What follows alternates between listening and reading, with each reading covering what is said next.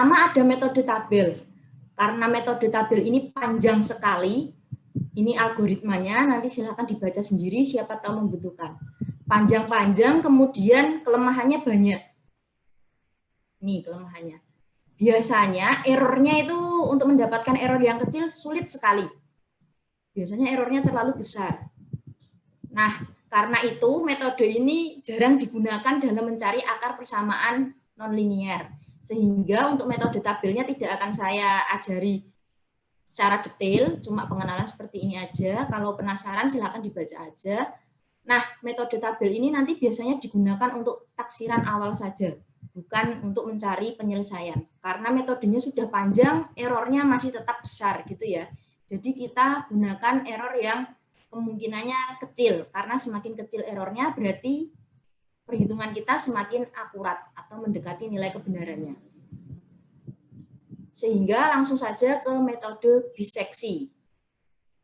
Untuk metode biseksi, ide awal dari metode ini, dari metode tabel, kemudian dibagi menjadi N bagian.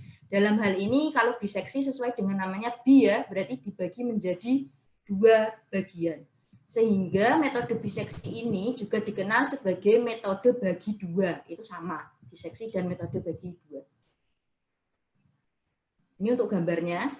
Prinsipnya nanti dibagi FA dan FB dibagi 2. Kalau sudah dibagi 2, misalnya C ya, dilihat letak penyelesaiannya itu di kiri atau di kanan. Kalau di kiri, berarti nilai A yang baru adalah tetap, nilai B yang baru menjadi C. Tapi kalau di kanan, nilai A-nya menjadi C, dan nilai B-nya tetap. Nah, itu untuk biseksi prinsip secara gambarnya ya, grafisnya gitu. Sedangkan C itu karena sesuai namanya dibagi 2 ya, berarti C itu sama dengan A ditambah B dibagi 2. Itu untuk metode biseksi.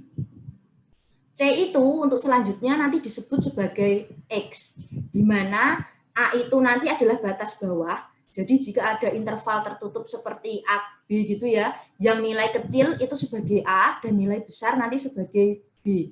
Kemudian dihitung nilai X-nya. Kalau nilai X-nya sudah ketemu, kemudian dicari nilai FA dan FB-nya dikalikan. Kalau kurang dari 0 berarti proses perhitungan dilanjutkan, tetapi kalau ini nanti lebih dari 0, proses perhitungan tidak usah dilanjutkan, langsung saja dijawab tidak punya akar pada interval A, B. Gitu ya. Ini untuk algoritmanya. Saya yakin sudah pernah mendapat pelajaran algoritma semua ya. Ini algoritmanya pakai bahasa manusia, belum yang flowchart dan lainnya itu. Jadi silahkan dibaca saja. Yang pertama kita definisikan fx-nya. Kalau sudah ditentukan nilai AB-nya, kemudian dari soal ada nilai toleransi atau iterasi maksimumnya, nanti disesuaikan mana yang dipakai. Kemudian dihitung FA dan FB-nya, dikalikan. Kalau misalnya ini positif, berarti dihentikan dan kesimpulannya tidak ada akar. Bila tidak, dilanjutkan ke iterasi 1. Iterasi 1 nanti mulai dari nomor 6 sampai nomor 9. Selama nilai B min A mutlaknya kurang dari E, maka iterasi berhenti. Tetapi kalau misalnya B min A-nya ini selalu lebih dari E, berarti iterasinya berlanjut. Iterasi 1, iterasi 2, iterasi 3, iterasi 4, bahkan sampai iterasi 13. Gitu ya. Nanti pengulangannya dari nomor 6 sampai nomor 9. Untuk nomor 1 sampai nomor 5 ini untuk mengecek di awal saja apakah prosesnya masuk iterasi 1 atau tidak ada akar, itu aja. Sedangkan nomor 6 sampai 9-nya ini yang dinamakan iterasi perulangannya nanti. Gitu. Contohnya seperti ini. Selesaikan persamaan X, E pangkat min X plus 1 sama dengan 0. Ini berarti tidak bisa menggunakan rumus ABC ya, dan harus mencari nilai X-nya.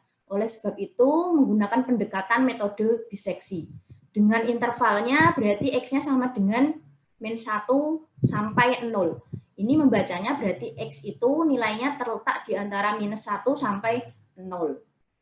Nah, untuk penjelasan tabel biseksinya, kok bisa seperti ini gitu ya, itu nanti akan saya jelaskan menggunakan video. Sebelum masuk ke video, berarti nilai X ini kan min 1 sampai 0. Yang kecil min 1 ya. Karena yang kecil min 1, berarti ini nanti sebagai A, dan yang besar adalah 0, berarti 0 nanti sebagai B. Untuk selengkapnya,